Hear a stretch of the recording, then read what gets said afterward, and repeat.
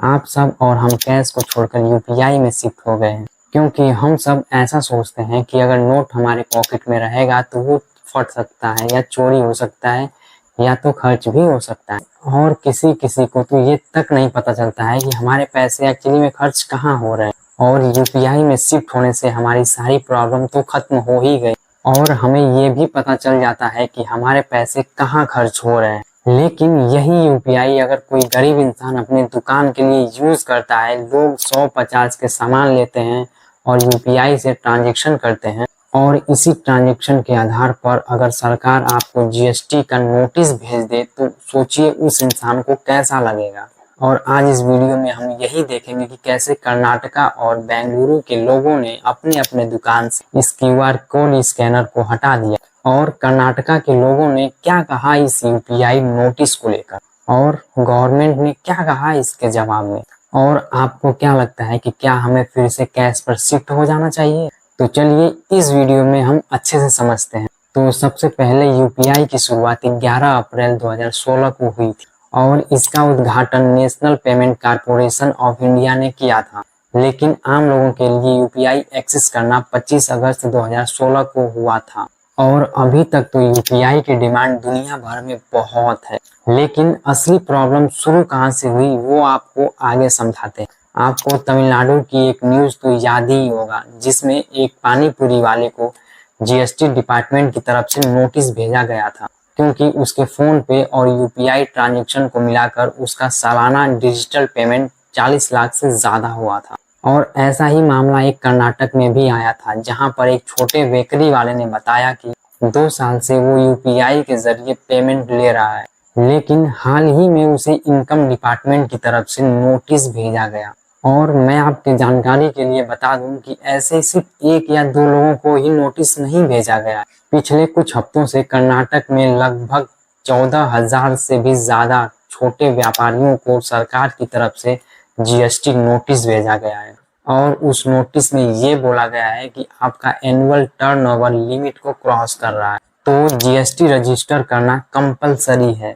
लेकिन उन दुकानों का ये कहना है कि हर यूपीआई पेमेंट बिजनेस से रिलेटेड थोड़ी ना होता है।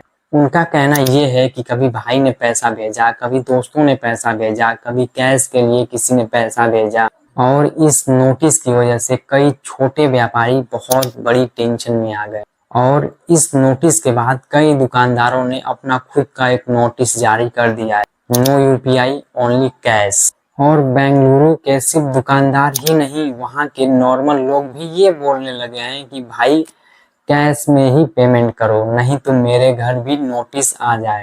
मतलब जो डिजिटल इंडिया का सपना था उस सपने से अब लोग डरने लगे। डिजिटल इंडिया से अब भरोसा उड़ गया और कई लोगों का तो ये कहना है कि पहले गवर्नमेंट ने कहा कि गो डिजिटल और अब जब 100% डिजिटल होने लगा है तो उसी ट्रांजैक्शन को लेकर टैक्स का नोटिस आ रहा है। लोगों ने ये कहा कि पहले बोला कि यूपीआई यूज करो और अब बोल रहे हैं कि जो यूपीआई यूज किया उस पर टैक्स दो। अब देखिए इसमें गवर्नमेंट का क्या कहना है उसको हम आगे देखते हैं। कर्नाटक स्टेट जीएसटी डिपार्टमेंट ने 9 जुलाई को एक क्लियर स्टेटमेंट दिया था जिसमें ये कहा गया है कि यूपीआई से कैश में स्विच करने से कुछ नहीं होने वाला। सेक्शन 22 जीएसटी एक्ट 2017 के हिसाब से अगर कोई इंसान बिजनेस कर रहा है और उसका टर्नओवर 40 लाख से ज्यादा गुड्स के केस में और 20 लाख से ज्यादा है सर्विस के केस में, तो चाहे पेमेंट कैश में हो या यूपीआई में हो या तो बैंक ट्रांजैक्शन से हो, टैक्स तो सबको देना ही पड़ेगा। सरकार का ये कहना है कि बस तुम यूपीआई बंद कर दोगे और टैक्स से बच जाओगे, ऐसा बिल्कुल नहीं हो। इसके बाद 17 जुलाई को फिर से एक क्लेरिफिकेशन आया। कर्नाटका गवर्नमेंट ने कहा कि हमें पता चला है कि कई लोग यूपीआई को बंद कर कैश में लेन देन कर रहे हैं, पर जीएसटी तो हर तरह के पेमेंट में लगाए जाते हैं, चाहे पेमेंट यूपीआई से हो या तो कैश से हो। कर्नाटक जीएसटी डिपार्टमेंट ने ऑफिसर्स को इंस्ट्रक्शन दिए हैं कि प्रॉपर गाइडलाइन दें और रजिस्ट्रेशन को स्मूथ प्रोसेस करें और अननेसेसरी दिक्कत ना हो एक टैक्स पेयर।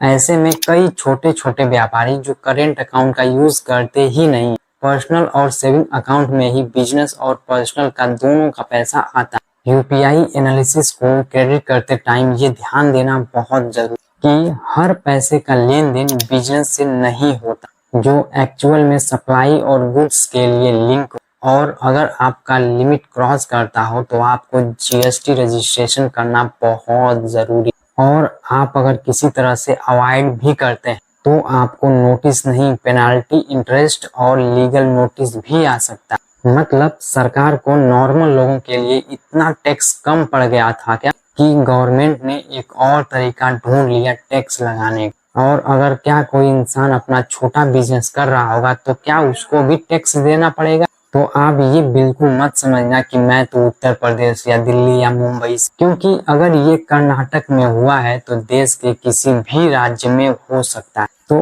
आपको क्या लगता है कि क्या हमें दोबारा से कैश में लेन देन करना चाहिए कि यूपीआई ही सही? ये आप कमेंट कर जरूर बताना। देखिए, ये मैं भी मानता हूँ कि अगर आपका बिजनेस अच्छा चल रहा है तो आपको टैक्स भरना चाहिए, लेकिन उन छोटे दुकानदारों का क्या जिनका अपना बिजनेस और पर्सनल अकाउंट एक ही यूपीआई से होता है? ये वीडियो हर उस इंसान को शेयर करो जो अपना एक छोटा सा दुकान चला रहा है। आपको क्या लगता है कि सरकार ऐसा कर सही कर रही है या फिर जनता का पैसा टैक्स के नाम पर लिया जा रहा है? क्योंकि सरकार के लिए तो ये सिर्फ एक टैक्स है, लेकिन लोगों की ये मेहनत की कमाई। क्योंकि सरकार को तो ये लग रहा है कि हाँ, वो इंसान बहुत अच्छा कमा रहा है, लेकिन उस कमाई के पीछे उस इंसान ने कितने सालों तक स्ट्रगल किया है, तब जाकर वो इस लायक बना। बाकी आप लोगों की क्या राय है, आप कमेंट बॉक्स में जरूर बताना। और अगर चैनल पर नए हो तो चैनल को सब्सक्राइब जरूर करना। जय हिंद, वंदे मातरम।